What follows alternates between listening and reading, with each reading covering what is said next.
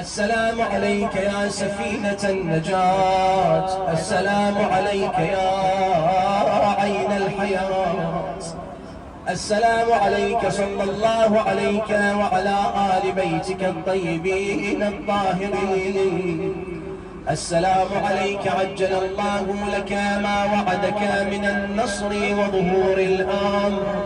السلام عليك يا مولاي، أنا عارف بأولاك وأخراك، أتقرب إلى الله تعالى بك وبآل بيتك، وأنتظر ظهورك وظهور الحق على يديك، وأسأل الله أن يصلي على محمد وآل محمد، وأن يجعلني من المنتظرين لك والتابعين والناصرين لك على أعدائك.